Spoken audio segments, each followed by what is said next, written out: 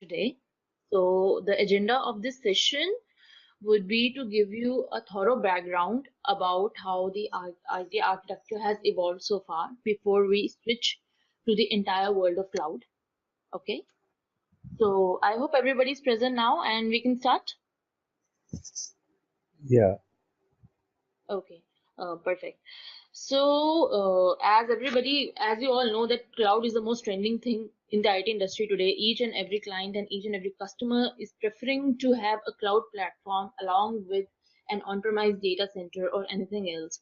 But before we switch to what is cloud exactly and what is there so new in cloud that companies are adopting this practice as well, I think it's important to know how the IT infrastructure has evolved so far in these years. Okay, so the agenda of this session would be, please pay attention on my screen. The evolution of the IT architecture so far. Second, the IT infrastructure models, those existed or still continue to exist before cloud computing came up. Third, detailed description of each and every model to understand what was good in that, what was bad in that, which eventually led to another evolution, then another, and finally we have reached to cloud. And fourth would be the definition of cloud computing. Okay, am I making myself clear? yeah, absolutely. Okay. So now, before we proceed with all of this, I would like to know from you guys that currently how do we host our IT infrastructure? What is our model as of now, today? Before cloud came up, what was the most important thing to host the IT infrastructure? Assuming that all of you are IT professionals.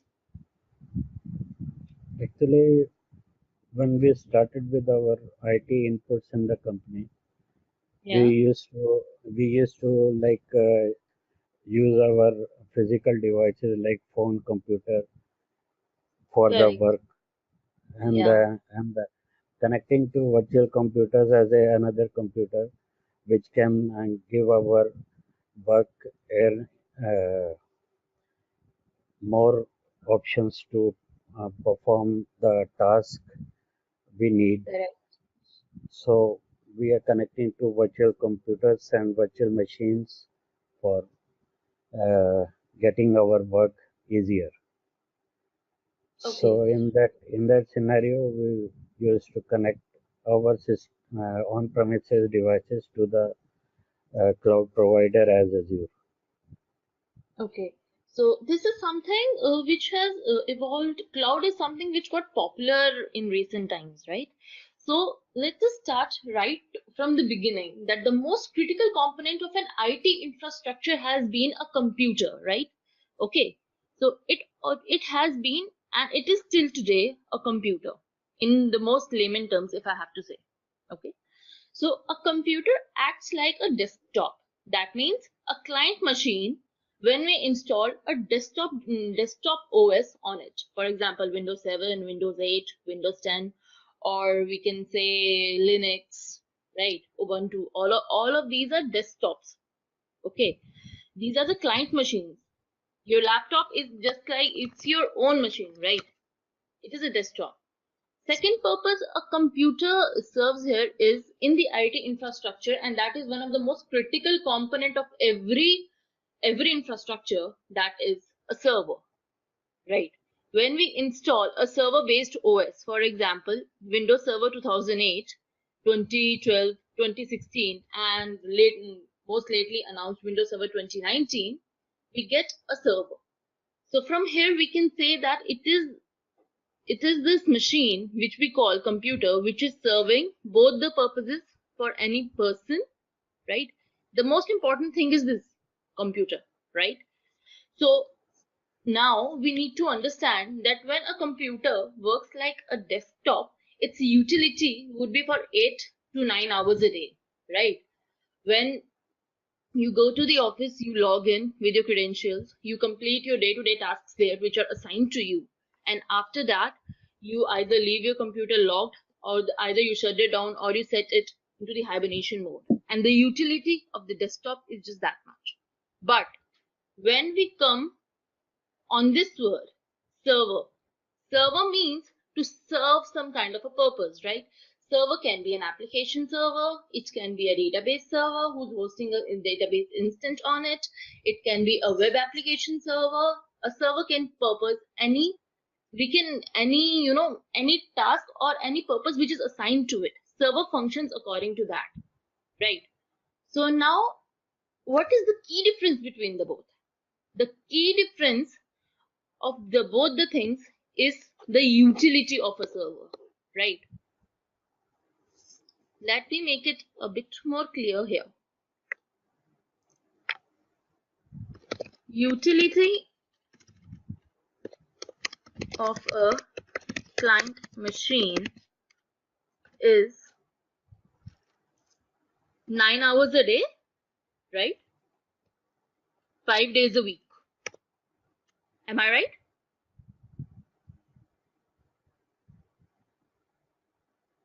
Hello? Yeah, as a on client machine, we are Yeah. using say 9 hours a day. Yeah, 9 hours and 5 days a week, and then you have a week off, and then that machine is not used. But when we talk about a server,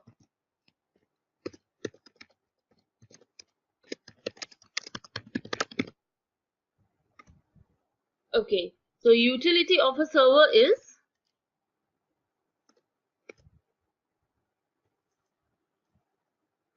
24 hours a day,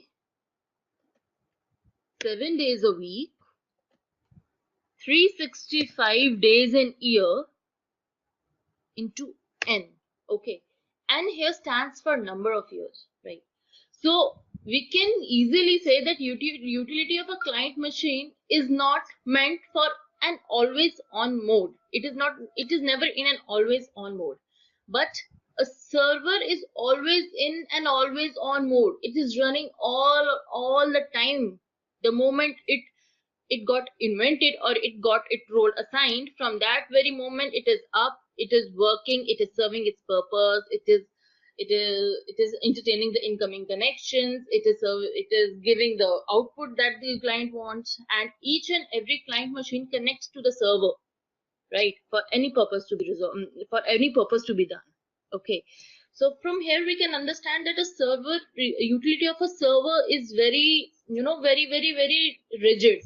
You cannot afford your server to go down for even 1 minute, 2 minutes, 3 minutes, 4 minutes, 5 minutes. Okay, any problem in a server can lead to higher escalations, it can lead to business loss, and something which is not good on a vendor's part, for a service provider's part, because that explanation is owed to the customer, that why something like this happened, why that particular server got down, what were the flaws which made that server to go down and eventually ended up to have a business loss, right? So when we talk about hosting a server, we need to have special arrangements about it, right? We cannot keep it somewhere, kahin pe bhi we cannot keep it like this. I cannot keep a server in my room just like that. Okay, I can't switch it on and leave it like that. So we need to make sure that the server is placed and it is kept in a favorable situation where it is up and it is serving the purpose all the time. Okay, and it is a very difficult task to be done. So coming on to this again, I would like to know from you all, okay, that what would be your key points of hosting a server into your environment? Let's say you are a data center person or any person who is responsible for hosting a server, and your task is to make sure that the server never goes down. So, what would be your special arrangement that you will make? Am I making Uh, myself clear? yeah, to Okay. the query, we would initially say traditionally we would be having our own data center in maintaining that. Suppose we are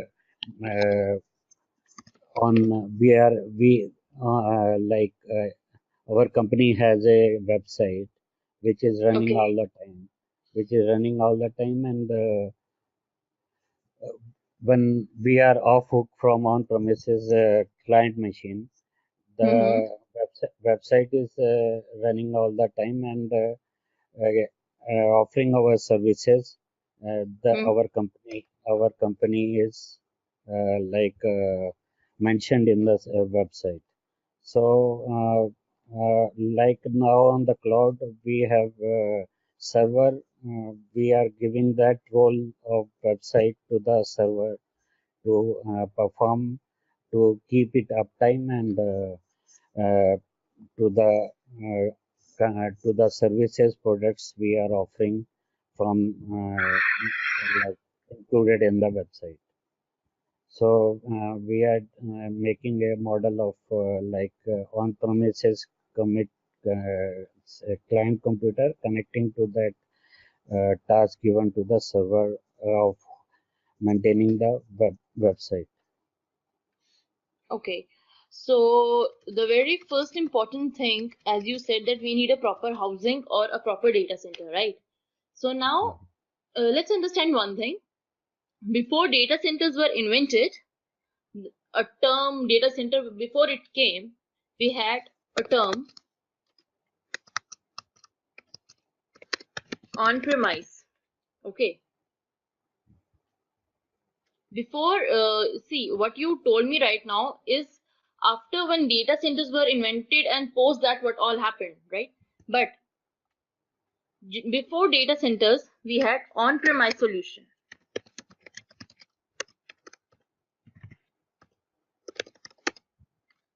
Now, when we say on-premise solution, that means that the customer and the IT infrastructure was co-located on the same place. There was no such term known as data center. There were no such special arrangement made, and the IT infra was hosted on-premise on the location of the customer. Okay, so this was the model which initially came up before data centers were coined and they were taken into practice. But now let us list that why we went from on-premise solution to data center solution. Okay. So let us now first discuss that what all does a data center has. Okay. So right from the basic, if we have to coin and if we have to sum up that what all special arrangements are made in a data center to host a physical server. Right now, I'm not talking about any cloud solution. I'm not talking about any virtualized data center. Let us just talk about the time when we only had physical servers, not a virtual server, nothing like that. Okay. Not the technology had not evolved so far, just like today. So the very first important thing, the most basic thing we need to have in a data center to host the servers is a dust free room. Okay, so when I say a dust free room, it can seem like okay, it is a very basic thing. Why is it so important? How bad can dust be for a physical machine? How bad it can be? So let me explain it to you first. We need to have a dust free room because dust has a tendency to stick on the hardware and create friction, which eventually spoils and degrades your internal components of your hardware. Okay. At that time, when we had on-premise solution, we didn't have so many virtual machines. Everything was physically present. Okay. We had physical servers as per our requirement. So we ought to have a dust-free room to make sure that not even a single particle or dust or very minimum amount of dust, even no dust, should come on the system because dust is a big no-no. It it degrades your hardware, and if you give a chance to stick to it, it will definitely cause damage to the internal chips and internal circuits of your server, which will degrade the server's performance and health. Okay, that's why I'm saying we need to have a dust free room. Second, proper air cooling. Okay, so now let us come on this term that proper air cooling is important. Okay, so now why air cooling is important? Because servers, physical machines, when they run in a 24 by 7 environment, when they are constantly working and working, they heat up very much and they dissipate this heat in the environment. This heat can in result lead to any sort of hardware problems in that. Okay, so that's why we need a proper air cooling. So in on-premise solution, neither we had a dust-free room, right? Because they never thought of having a dedicated space to keep the servers. So dust was a very common thing there.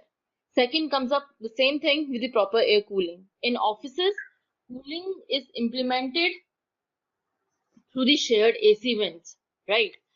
So that gives you a temperature of 16 to 24 or 27, right? 16 to 27 is the range of the temperature that is maintained in the offices for the employees to work. But server needs 6 to 16, which is practically impossible to achieve in an on-premise solution, right? You cannot achieve this there. It is very, very, very, very less range, right? And practically it is not possible because people come on, they open the doors, and that external heat comes in. So this temperature is never maintained. Okay. And third thing, if you can guess out what is important.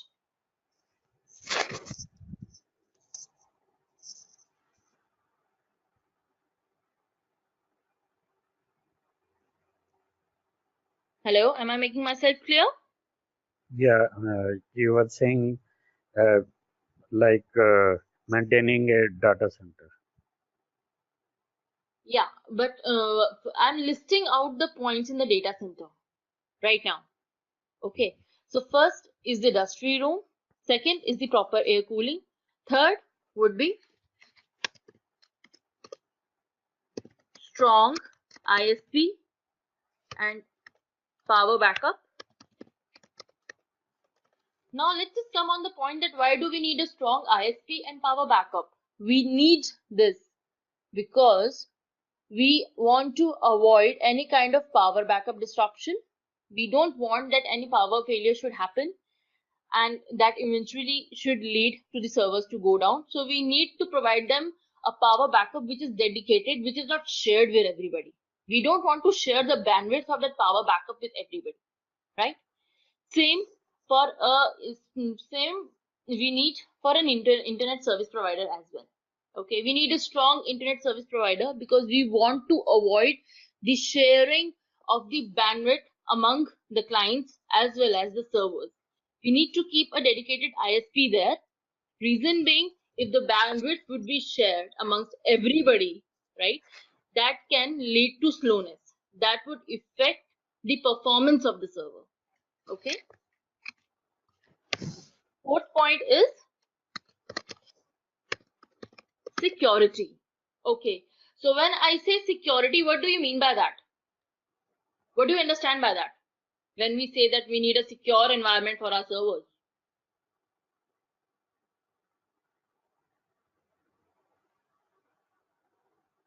Like there is no program failures or disruption in work. See, when we talk about security, here we refer to physical security, not cyber one. Security means that only the authorized person should get a chance to get nearby the server that is hosted. Okay. The security practice which is followed in the office is mostly through the iCard or something like that. Okay. But iCard is just like a position factor. If I have your iCard, I can go through inside and have access to all those things that you have the access to. Okay. So something like that doesn't work for a server. Okay. So what we need to make sure is that we have a more strong solution in terms of security in there, right? So in that case, what we do is we need to implement a more stronger solution like a biometric solution, right? That will have more reliability as compared to an iCard solution or a position factor solution because your thumbprints and would be scanned and then only you'll be allowed to get in. So now the question here is that why can't we implement something like biometrics for the entire on-premise? We cannot because it is a costly solution. We cannot implement it for 1,000 to 2,000 people. All companies cannot afford that much. Maybe an MNC or some other company can, but a small, medium-sized company cannot afford that much. Okay, so that's why we need to have a data center where all these four factors that I have listed can be implemented easily, because it's really difficult to implement them in an on-premise solution. Okay, you're understanding my point here, right? Yeah, sure. Like maintaining such a premises on premises Hmm. is difficult. Yeah, maintaining all these things in on-premise without any special arrangement is difficult. And fifth, and the very important thing, IT admins to take care of the servers. Okay, after hosting the servers, you need to perform certain tasks like patching and adding more hard drives and all those maintenance tasks you need to do. For that, you need a specialized team of IT admins who know that how to perform it, and they will eventually do it for you, right? So in an on-premise solution, this was also a headache on the customer itself. Okay, the meaning of on-premise is that in office of the customer, not in a particular data center. Okay, when we talk about on-premise, just forget that we are talking about a data center. We are not talking about any kind of data center. So when all these things came up, and these were the very first five things that customers were struggling with, another model came up with small startups and small businesses started coming up, and they gave a model, and that was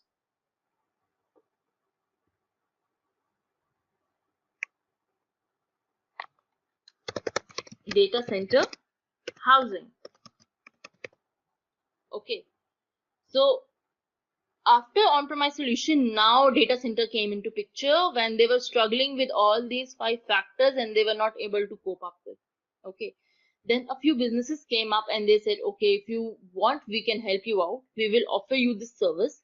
We will help you out with everything, like with the dusty room, with the proper air cooling, strong ISP you need, power backup you need. We'll help you out with that.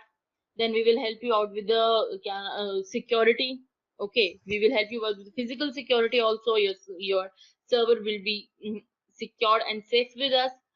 Other than the factor that the IT admins to take care of the servers. Okay, excluding this, all these four factors were taken care by the data center housing model business servers, business companies. Okay, so as the name says, data center housing, that means only the housing stuff was taken care by the service provider. The IT admin team and all those admin tasks were still on the customer's head. Okay, so the company or the customer was responsible for taking care of all the IT admin related tasks of the servers. That means the maintenance of the servers and everything was still with the customer. Okay, so this model got modified into data center as a service or managed services.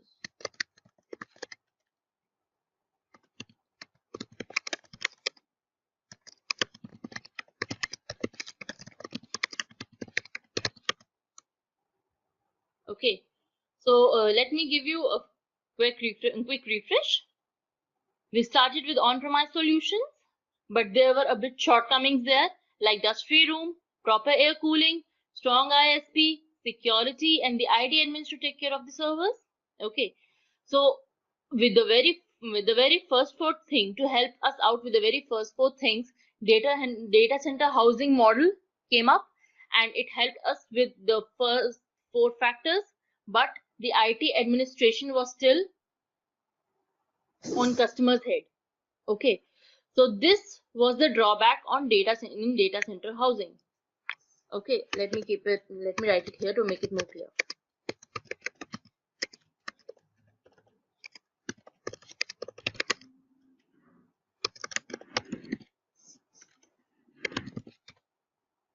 Okay, so now when this happened, and this was the shortcoming found in the data center housing, companies, or we can say service providers like HCL, IBM, TCS, all these came into picture and they came up with a model like data center as a service or managed services. That means all the first four plus the IT admin team. Those are the IT admins like Citrix servers के लिए we have admins like Citrix administrator. For database servers we have database administrator. Okay, this model evolved. So this was the time when data centers were fully fledged and they came into picture along with the IT admins, like IT jobs started coming up more and more in the market. Okay, so here we can say that each and everything almost got fixed, but this model had two major drawbacks, and that's why we switched to the another model, or the other model came into picture. Okay, the very first would be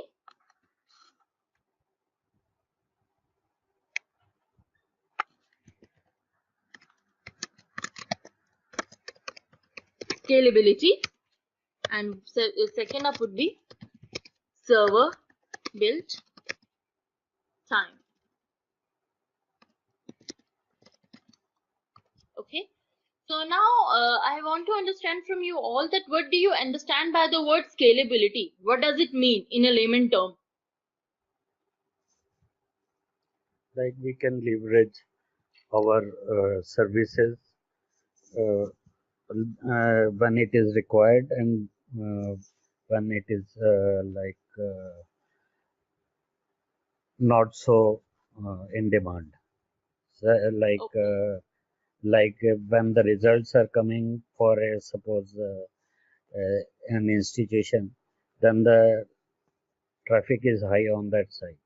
So we attach more virtual machines to for the high traffic. okay. So So again, I would like to correct you here. Sorry for the interruption. That again, no, virtual machines are not a part of this till now. so Okay, virtual machines came a bit back later. The next model would be that we will discuss. But for now, let us assume that each and everything is physical. The virtual machine thing does not exist. Okay, VMs don't exist as of now. Okay, so scalability here means that ability to stretch up and to stretch down as per your requirement instantly. Okay, for example, if I want that after 30 minutes I need two more servers to get into my data center and serve the purpose, right? That is scalability. If I want three more servers or five more servers to be added in coming 2 hours, right, I'm able to scale up as per my requirement. As per my changing requirement, I'm able to scale up my IT infrastructure. I'm able to add more servers there. Okay, so scalability here was an issue. So let me explain it with a demonstration.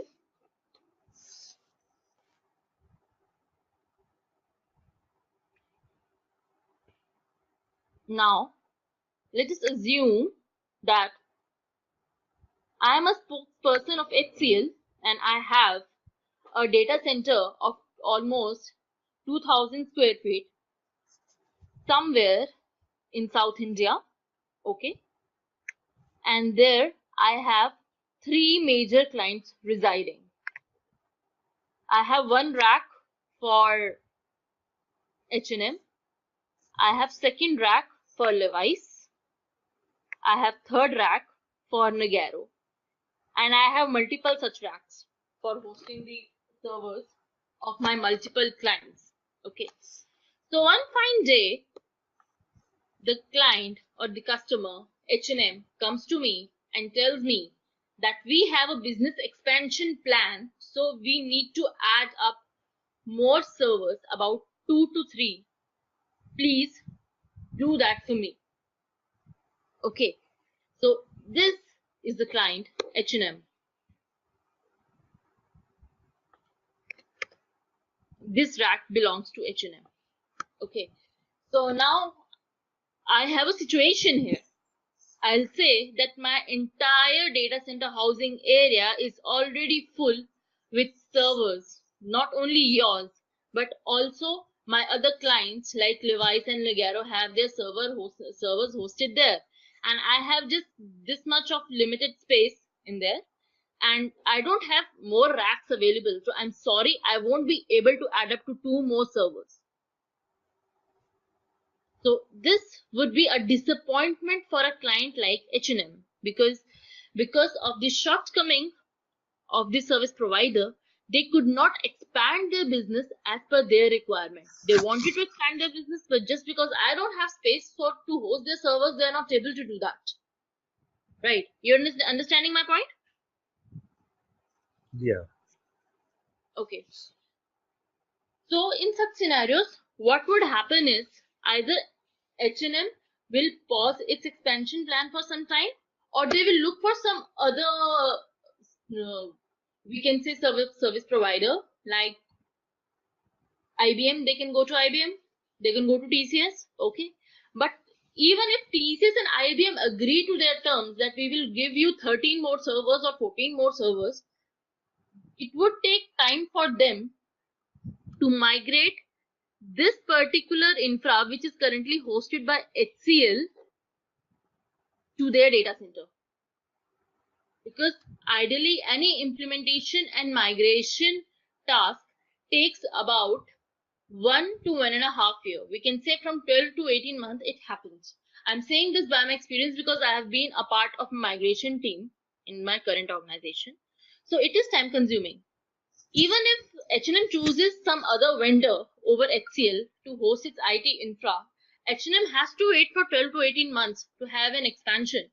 So in that scenario also, H&M cannot expand its business within some time, within the time frame H&M wanted to. Okay.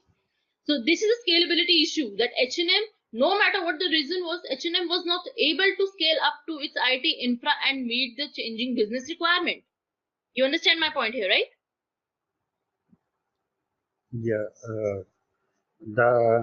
The space was an issue, Correct. and Correct. and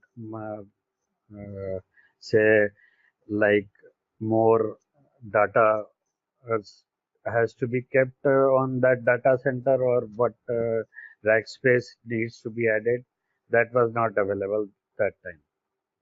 Correct. Absolutely correct. And second, let's talk about server built time. Okay. So as you said, virtualization, it's really easy to add a new server. It would hardly take 15 to 20 minutes or anything like that. Okay. But at that time, when we had physical servers, or even today, a few environments who have physical server build time is quite large. Let me tell you why. Okay. For example, one fine day, a developer from Nagaro, you know, Nagaro is a developer company, right? It is an application developer company. Nagaro, one fine day, a developer of Nagaro comes to me and tells me that I need a server with a bit different requirement. It should have only 3 GB RAM or 3.5 GB RAM. Okay. So now I would say that it is not a standard requirement. Something like this cannot be done. But the developer from Nagaro is very strict about the requirement. He's saying, no, I need that particular RAM to test my application's performance on that particular RAM. I'm from the testing team. I need this to be done. Okay. So in that scenario, what as a service provider I would do? I would open a ticket with a higher priority with a procurement team. Okay.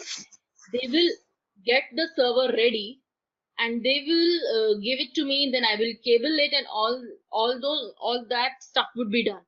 But it will take ideally about 3 to 4 days. Okay. Server build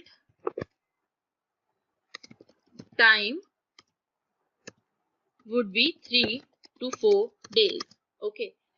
For even if I raise an emergency change and everything is done on topmost priority, I can expect that it will take 3 to more days. And by that time, the developer would need to wait.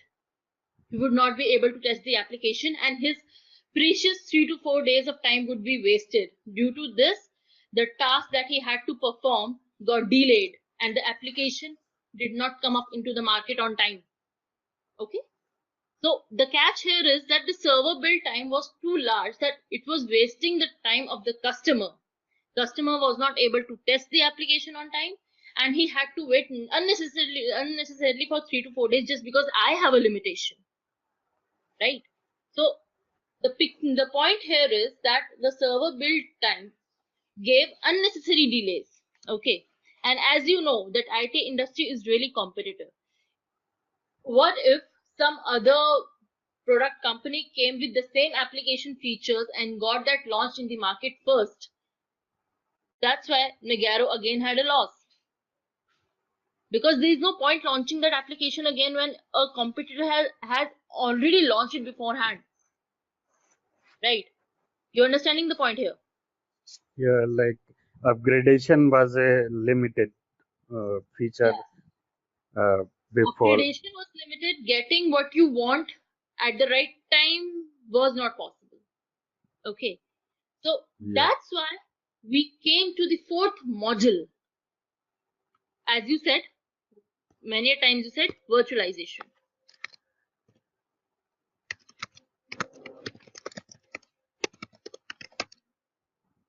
Virtualization or virtualized data center.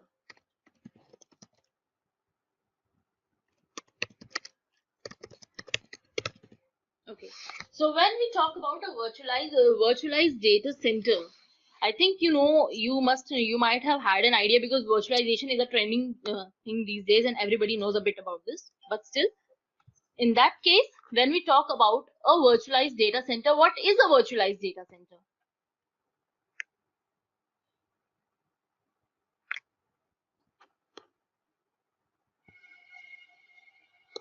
Okay, let me make it here.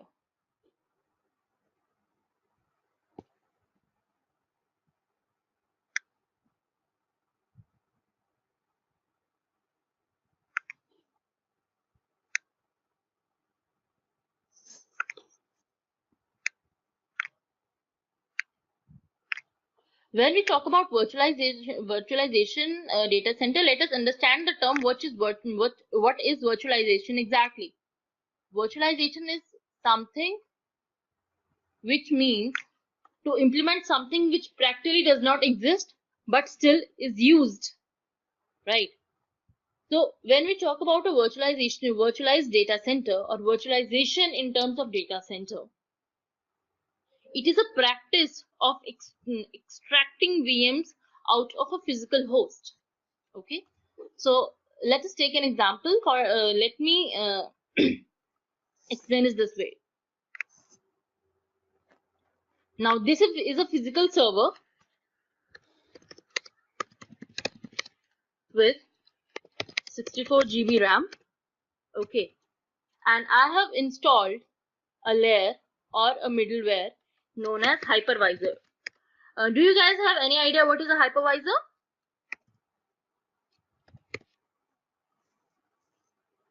It is like a management software which connects us to the virtual machine or virtualized environment.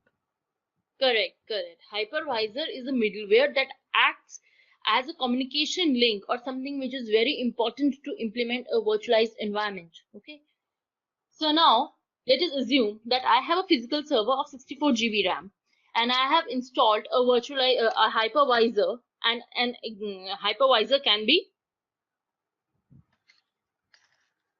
Zen server, which is a Citrix hypervisor, VMware vSphere.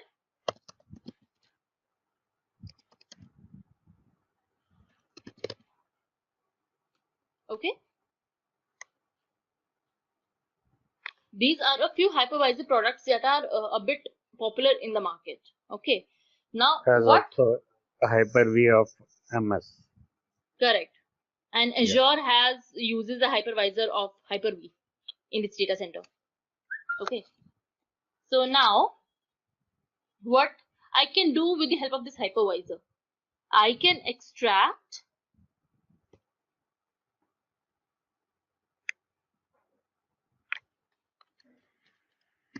10 servers of 4 GB each, okay, that would lead to 40 GB utilized, right? These these VMs will extract their memory and RAM from the physical layer down there, right? Okay, so from this physical layer I'm able to extract out 10 servers of 44 GB RAM. That would give 40 GB here, right? I can have 10 servers of 44 GB. Second, I can reserve 4 GB RAM for this particular physical host also, because I need to make sure that it is up.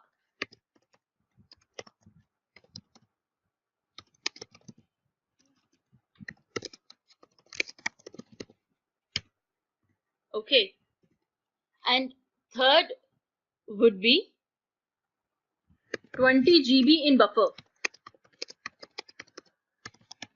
just in case if I want to extract more servers in future. Okay, so from here it is clear that the issue of scalability got resolved, because now you have some sort of some buffer with you, so you can extract a physical virtual server anytime when you want. Okay, and this server build time issue is also resolved, because it's where it will not take much of your time to extract servers, and we can get 1 to 2 or 5 to 10 servers very quickly as compared to a physical model. We can get it within 1 hour, 2 hours, entirely depends. Okay, so a virtualized data center was cost effective, right? Secondly, it it occupied less space, and thirdly, it was very flexible to work with, because the scalability issue got resolved and the server build time issue got resolved. You understand my point here? Yeah, like Okay, upgradation is easy by the correct. by this scalability option. Because we are able to scale up and scale down as per our requirement, right?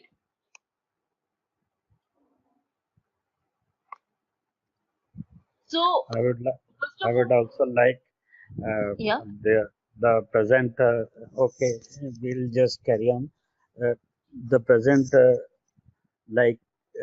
involvement of our concern of businesses as well as services related to our IT infra or IT input. So I will talk to that also, but I will let me have a clear understanding of what exactly we need to do. okay. So you have any doubts regarding to this? No, it's absolutely fine. Okay, perfect. So now, as we can say that we started with on-premise solution, then we came on data center housing, then we came on data center as a service or managed services, then we came on virtualization or virtualized data center. So we can say that most of our requirements were met. So now, why are we coming on cloud? I would like to make a note here that virtualized data center is still one of the most top verticals. 70 to 80% still adopt it, right? But slowly and steadily, the trend has been changing in since past 5 to 7 years, and things are coming on cloud, right? So now, what's so special in cloud? Okay, first, it works on pay as you go utility.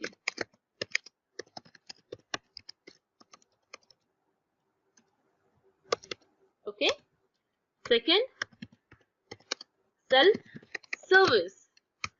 Third, auto scaling and auto shrinking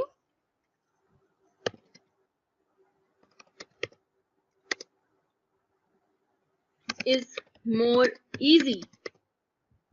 Fourth, need of building a traditional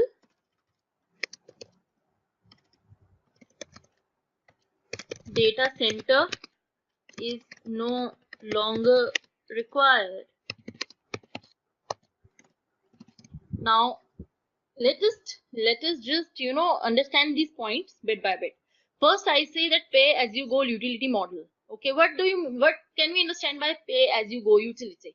Let me give you an example. You have a mobile phone, you have a connection, and if it is postpaid, then you pay for the amount that you have utilized, right? Yeah. Same scenario is here in cloud. This is not something which virtualized data center has. Okay. So when we say that pay as you go utility exists, that means that you need to just pay for the resources that you have utilized. In a virtualized data center, what happens is that you don't pay according to this model. Okay. You pay for everything, for the underlying hardware and everything you pay there as per that. Okay.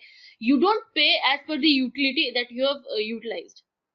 For example, if you approach any service provider and tell them, okay, I have two servers of mine which are just utilized for 2 days in a month, and please don't charge for the overall cost, just charge as per the utility, they will refuse.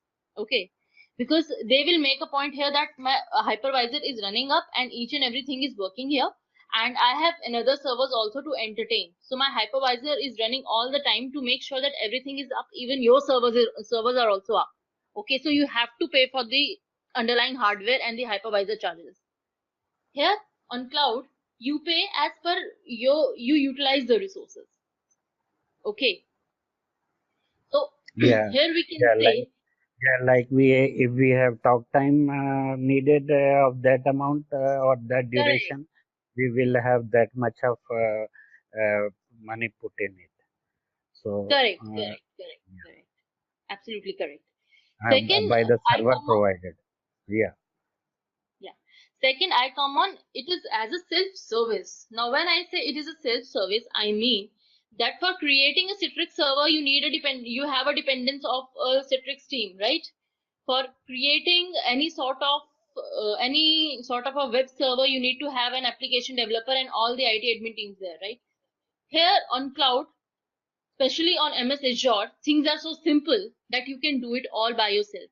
You've heard of this tool, ServiceNow, have you? Come again. Have you heard of this tool, ServiceNow? Which service? ServiceNow tool. It's a ticketing tool. Have you heard about that?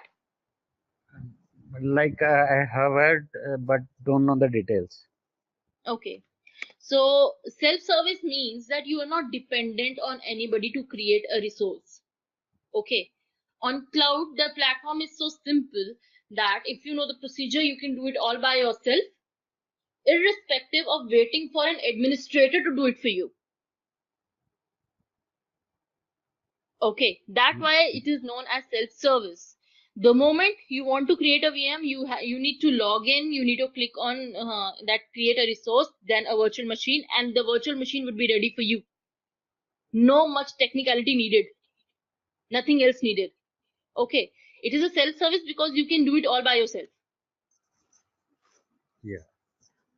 Oh, you understand this, right? Yeah, like what is it related to ticketing? No. Ticketing was just an example. Now, Okay. I was telling you about ServiceNow, right? In ServiceNow, what you do is you create your own ticket related to your issue. Same thing happens here. You create your own resource without any dependency. What exactly is ticketing? Ticketing is exactly about raising your concern or raising your issue. For example, if you have some issues with your laptop and something is not responding, you can open a ticket or a case with the local IT team or some other team to help you out with that. Mhm. Yeah, raising a concern. Yeah, correct. Raising a concern. That is what ticketing is. Okay. It is not related to cloud. Don't worry about that.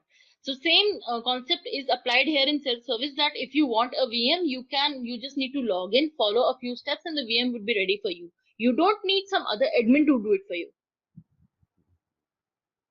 So, self-service is a feature of cloud. Yes, self-service is a feature of cloud. Correct. Third, here is auto scaling and auto shrinking is more easy. So here in cloud, we have a feature of scale in and scale down, which is far better than any other stuff coming up, right? As compared to a traditional data center, you can auto scale and auto shrink your environment by setting up a threshold. Okay.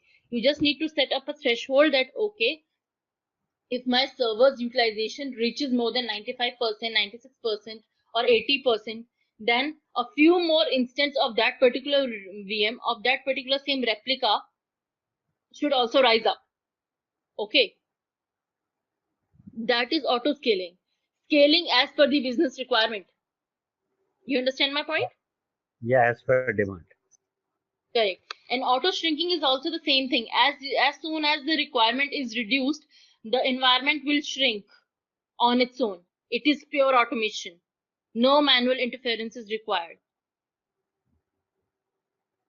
Yeah, like if we are if the demand has come for say some gigabytes of data needed, so we have that much of value pack which can add up to the current plan. So we can utilize that much auto scale our requirement, and when it is not needed, that feature is put off. Correct. And fourth point is need of building a traditional data center is no longer required. What I mean to say here is that a traditional data center is something that you built up. In the very four models you arranged your data center assemblies, whether it was virtualized, whether it was a physical. On cloud, the resources are utilized from there. So you need not take any pain to build a data center for yourself. Okay, you need not worry about the hardware, you need not worry about the hypervisor, you need not worry about the cabling. That would only be done by the the cloud vendor, whether it's AWS, whether it is Azure. They will do it for you. You need not do that. So the human effort has reduced significantly in a cloud model.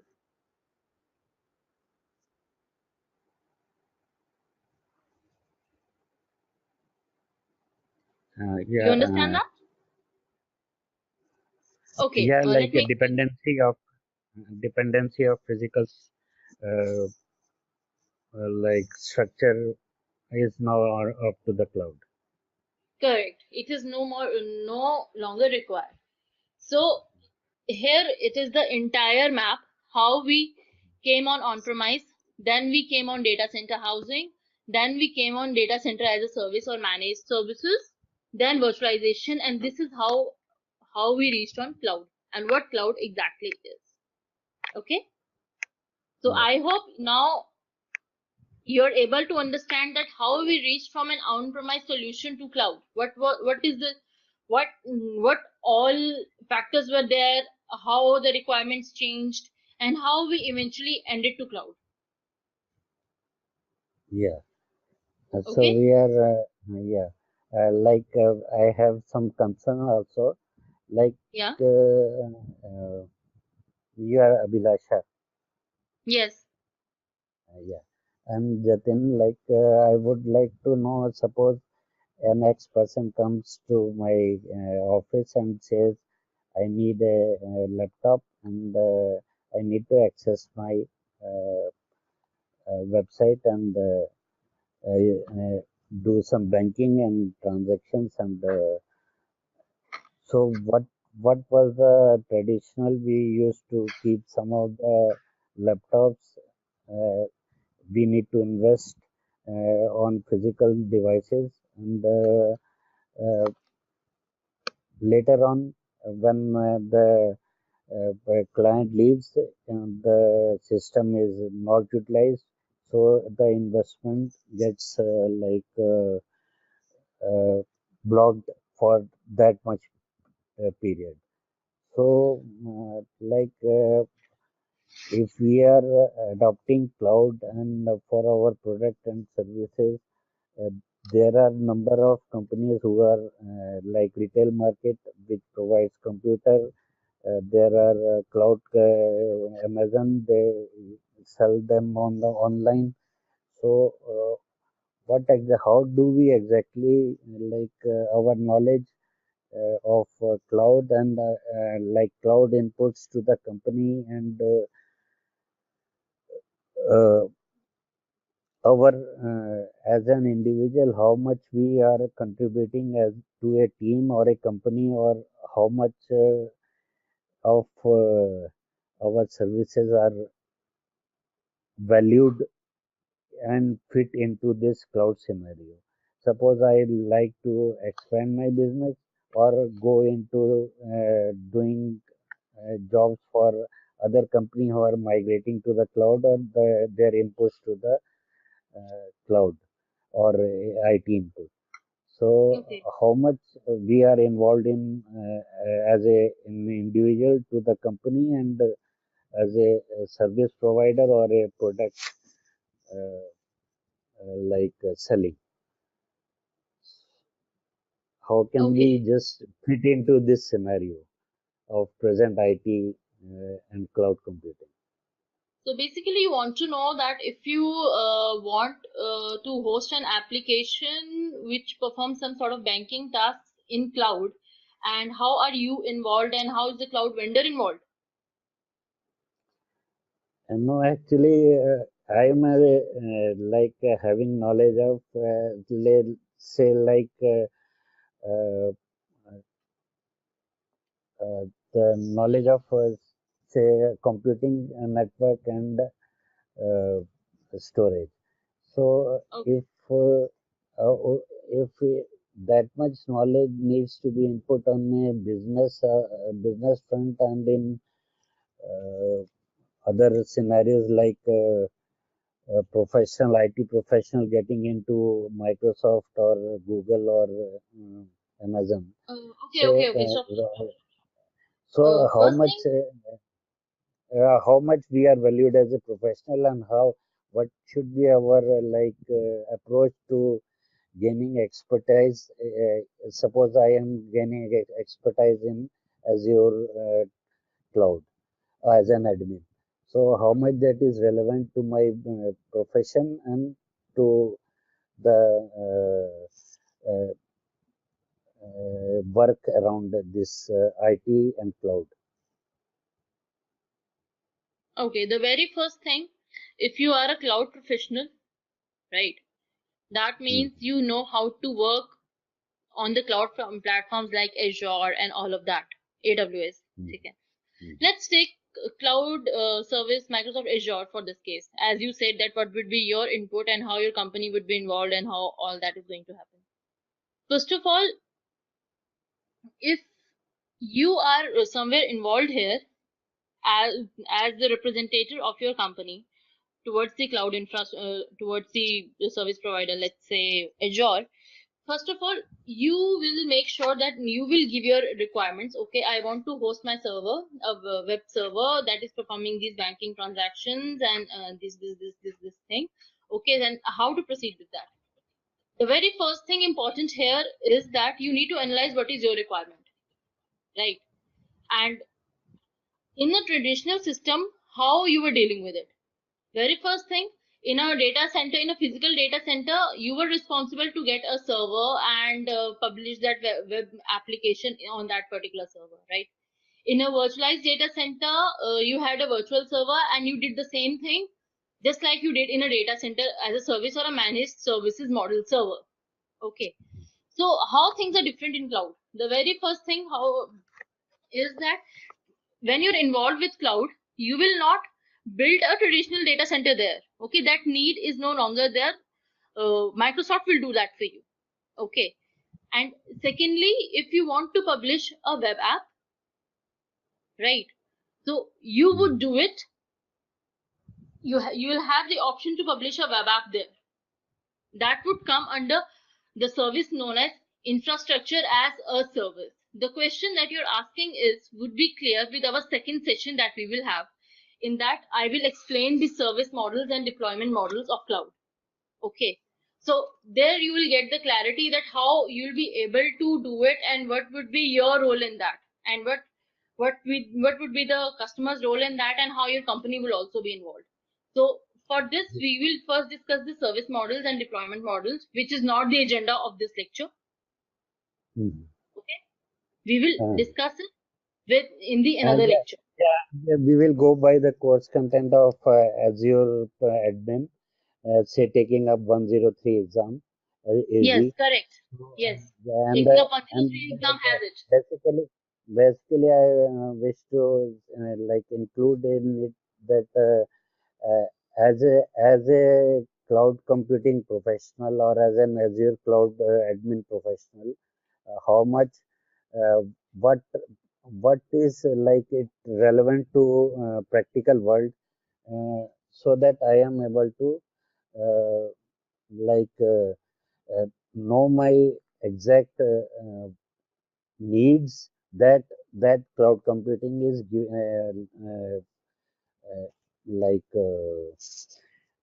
providing the necessary. Suppose I need profession of Azure admin. So that much what Azure is offering as a product, services, That would technologies, be delivered in and your training. That would be delivered so in your training. so That all would be, uh, including your certification and everything, that would be delivered into your training, and how far how much you can work, and what are all the scopes for you. Everything would be covered up in the training. And after the training, you will have a better clarity that how you're going to work. yeah, yeah. And that's for today. Yeah, this much is for today. Yeah, tomorrow the same time. And You can today is you can like just discuss. First of all, you can just discuss with the people out here, and then we'll decide when would be your next class and when you start to opt for that. yeah, today is Thursday and Friday. Tomorrow the same time. And for Monday would be it's 5 days a week, I guess so. So and the other thing is uh, uh, we'll be continuing with this start of the Azure exam prep, and Okay. tomorrow I will First of meet. all, let me have a word with the authorities here, and you can give your feedback to them first. That's more important. Okay, And then okay. we can So start your session with what would be the appropriate timings for that. Okay. So I would recommend first to speak to them, and then we'll come up with a time that when to start. It will start very soon. You don't worry about that. okay, so I will be speaking with them now. Yes, we can. The session is over for today, and we can disconnect.